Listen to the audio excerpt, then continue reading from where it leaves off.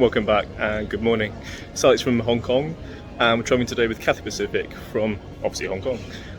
But interesting config today, we're going the A330. You'll see when we get on board.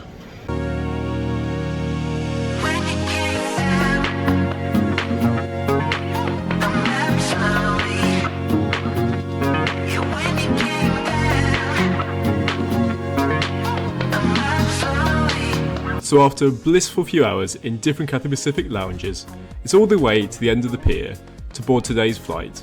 Here's just a quick glimpse of the wonderful lounges here at Hong Kong. If I could live in them, I would. And if I could afford the same materials for my own home, I would too.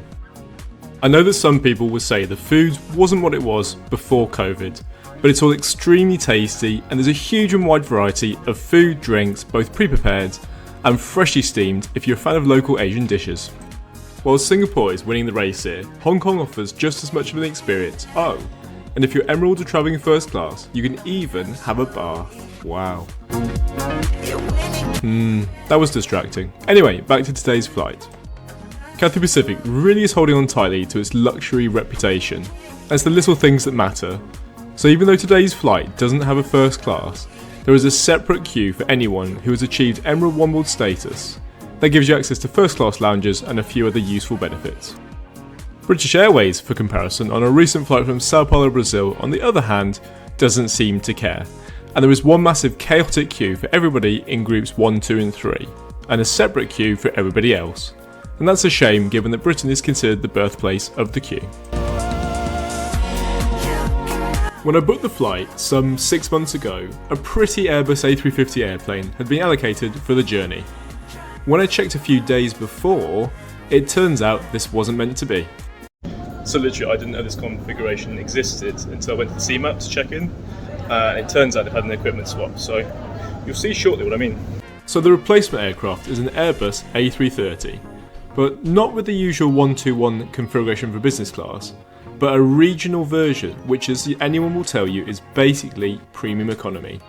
I'm not complaining though, because this is a first for me, and I'm eager to see what it's like.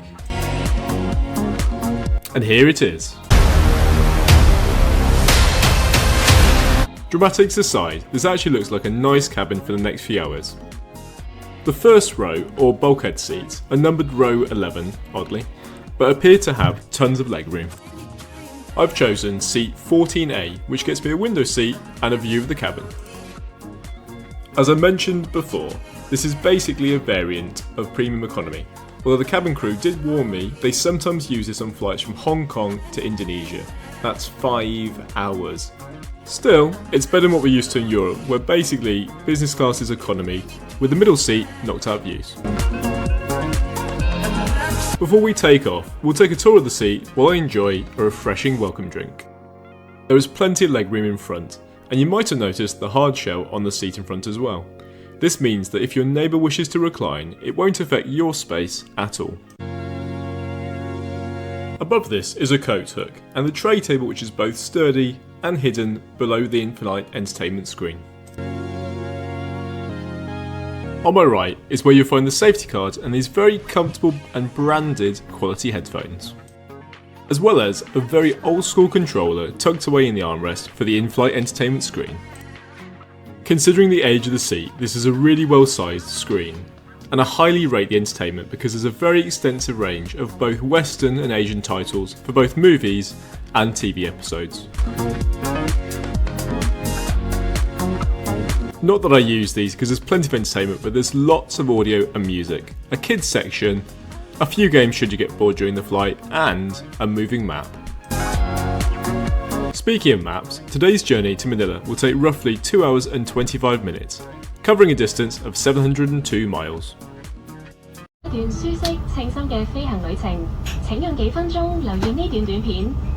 Well, that can only mean one thing, it's time for the takeoff. Switches on automatically during an emergency.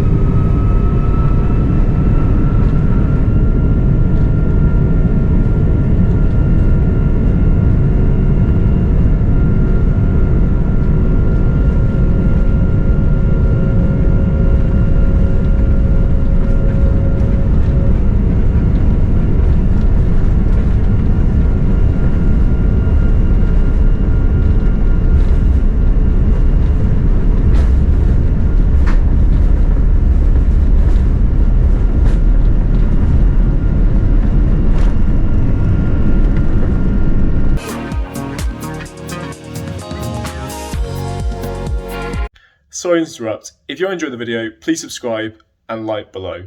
All our journeys are paid for by ourselves through cash or points in order to give you an honest review. As a special thank you, we're getting pretty close now. Once we get to 1,000 subscribers, we'll be giving away an mini skip from our travels. This is just an example from Amsterdam to Hong Kong with Cathay Pacific. Many thanks. In order to show you the delights on board, I've deliberately not eaten anything in the lounge. Here's what's available on today's flight.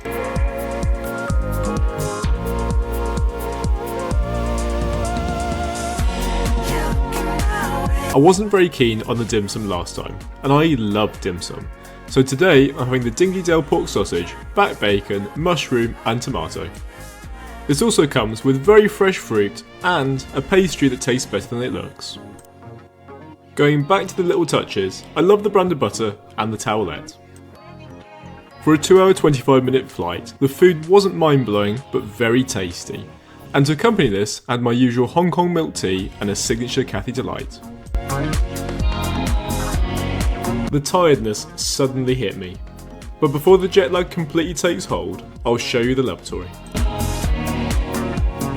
Cathay Pacific's A330s have an average age of 15 years, so the lavatories aren't particularly modern. It was nice to see an air fresh on the wall, and the amenities were previously supplied by ASOP, which is based in Australia, but Bamford is nearly just as nice. There isn't really much more to say, so it's back to my seat. Cathay Pacific is just full of surprises, so here's a lovely plush pillow to rest on for the last 50 minutes of the flight. Or you can just adjust the foldable headrest, which can also be raised. And after nearly 24 hours of not sleeping, it's time to land.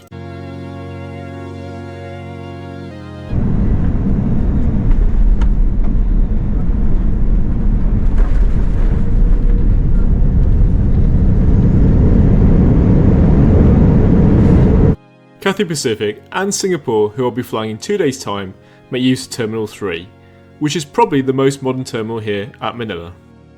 Before I fall asleep, how was today's flight? As always, I love the cabin crew on Cathay Pacific. They're so engaging, polite, and they make an effort to welcome you and always pay tribute to their frequent flyers. As for the seat, I'm happy I tried it and I wouldn't mind it again. Perhaps it wouldn't have been so good if there was someone sitting next to me. It was, however, comfortable and spacious. I never will know what these were for, my phone simply doesn't fit. If you've had fun and you've enjoyed the video, please subscribe and like below, and we'll see you on one of our future journeys.